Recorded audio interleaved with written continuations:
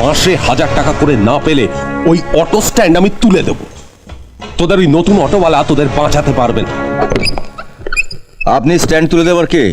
ওই জায়গাটা কি আপনার কেনা জায়গা? ওই তুই কে? পারমিশন না নিয়ে আমার চেম্বারে ঢুকে পড়লি কেন? আমি ওই অটোওয়ালা রতন, যাকে তুলে আনার জন্য আপনি পুলিশ পাঠিয়েছিলেন।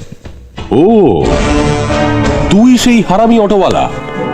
স্যার, আমি কিন্তু ভদ্রলোকের ছেলে। চুরি জোচ্চুরি তোলাবাজি না করে পেটের দায়ে অটো রিক্সা চালাই। আমার সঙ্গে খিস্তি দিয়ে কথা বললে আমিও কিন্তু খিস্তি দিয়ে কথা বলবো।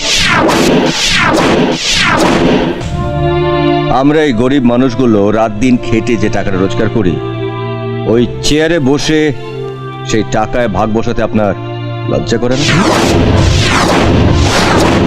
আপনি রাস্তায় ভিখারিদেরকে দেখেননি কিরম করুণ চোখে ভিক্ষে চায়? আপনিও আজ থেকে করুণ চোখে ভিক্ষে চাইবেন। গলা চড়িয়ে ভিক্ষে চাইলে কেউ কি ভিক্ষে দেয়? মুখ সামলে কথা বল, নইলে ঘাড় ধরে লকাপে ঢুকিয়ে দেবো। এমন কোনো মায়ের লাল জন্মায়নি যে আমার এই ঘাড় ধরতে পারে। এবারে বলুন যে কেন আমাকে লকআপে ঢোকাতে চাইছেন? যদি মনে করি যে আমি সত্যি কোনো অন্যায় করেছি, তাহলে আমি নিজেই লকআপে ঢুকে যাব। এখন আমাকে লকআপে ঢোকালে কাল বেলা 12টার সময় আপনাকে আমায় কোর্টে হাজির করতে হবে। আর কোর্টে কাঠগোড়ায় দাঁড়িয়ে আমি চিৎকার করে বলবো, ধর্মাবতার ঈশ্বরের বাচ্চা পুলিশ অফিসার আমার কাছে ঘুষ চেয়েছিল, আর আমি ঘুষ দিইনি বলে আমাকে লকআপে পুরে দিয়ে। তোর সাহস তো কম নয়, তুই এই থানার মধ্যে দাঁড়িয়ে আমাকে শুয়োরের বাচ্চা বলছিস? হ্যাঁ, থানায় দাঁড়িয়ে কোথায় বলছি?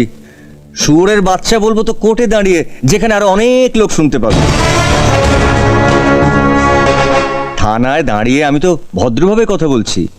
আপনি তো আমাকে হারামির বাচ্চা বললেন।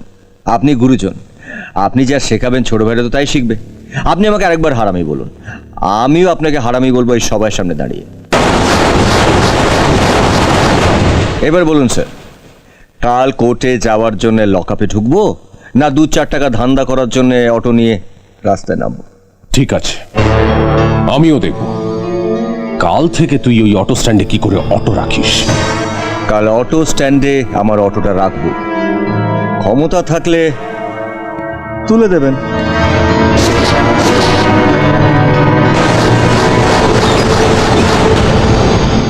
তোরা এতজন মিলে একটা ছেলেকে কিছু করতে পারলি না? কি করব বলুন? ও শালা একাই 100। যেমন তার সাহস, তেমন তার গায়ের জোর। তোরা থানায় গিয়ে বড়বাবুকে সব বলতে পারতিস। কি আর বলবো, ও তো শালা নিজে থানায় ঢুকে বড়বাবুকে সব অটোওয়ালাদের সামনে হারামি শুয়োরের বাচ্চা যা তা বলে গেল। ছেলেটি কোথায় থাকে জানিস? আপনার দলের ওই নন্দবাবু আছেন না, ওই নন্দবাবুর পাশের বাড়িতে।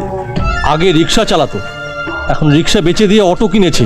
ঠিক আছে, তোরা যা, আমি দেখি কি করা যায়। দাদা, অমন একটা ছেলে আমাদের দলে থাকলে খুব ভালো হয়। ভালো করে ট্রেনিং দিয়ে এই ছেলেটাকে বুদ্ধ খোল, তারপর ছাপা ভোট, এইসব কাজে লাগানো যায়। মনে করো ওকে আমি পেয়ে গেছি।